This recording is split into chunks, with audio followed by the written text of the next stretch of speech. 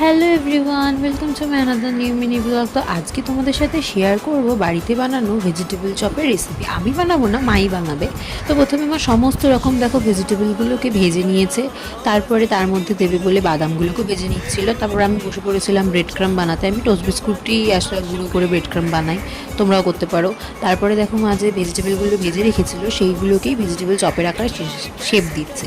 দেখো পুরো বাইরের ভেজিটেবল চপের মতো দেখতে লাগছে না মা? তারপরে বাকিগুলোকেও বসে বসে শেপ দিচ্ছিল। এই দেখো আমার মাকে। ঠিক তারপরে ওটাকে যে ব্যাটারে মানে ডিপ করা হবে তার জন্য ময়দা আর কর্নফ্লাওয়ার আর একটু নুন দিয়েছিলাম হালকা, তারপরে ব্রেড ক্রাম। দেখো তারপরে মা ভেজিটেবল চপগুলোকে মানে চপের আকারে যে শেপ দিয়েছে সেইগুলোকে প্রথমে একবার ময়দা কর্নফ্লাওয়ারে ডিপ করছে, দেন তারপরে ব্রেড ক্রামে ডিপ করছিল। আর সেটা দুবার কোট করা হবে, আর দুবার কোট করা হলে ব্যাপারটা কি, জিনিসটা খুব ক্রিস্পি হয়। অ্যান্ড সেকেন্ড অফ অল মানে ভেজিটেবলগুলো ছেড়ে ছেড়ে যাবে না, মানে বেরিয়ে যাবে না, নর্মাল চপের আকারেই থাকবে। দেখো তারপরে আবার এর মধ্যে ডিপ করে নিচ্ছে ময়দার আর কর্নফ্লাওয়ারের ব্যাটারটাতে, দেন তারপরে আবার ব্রেড ক্রামে ডিপ করে নিচ্ছে। দেন তারপরে মা ওগুলোকে ভেজে আমাকে দিয়েছিল, আমি খেয়েছিলাম।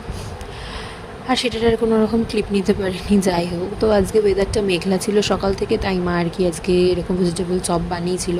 তারপরে দেখো বিকেলে উঠে দেখি পুরো ওয়েদার চেঞ্জ হয়ে গেছে। আকাশটা দেখো কি সুন্দর পিঙ্কিশ গোল্ডেন কালারের ক্লাউড দেখা যাচ্ছে। আর তোমরা যদি আরও এরকম সুন্দর সুন্দর রেসিপি বা ব্লগ দেখতে চাও, আমার চ্যানেলটাকে লাইক, শেয়ার আর সাবস্ক্রাইব করে দিও। টাটা।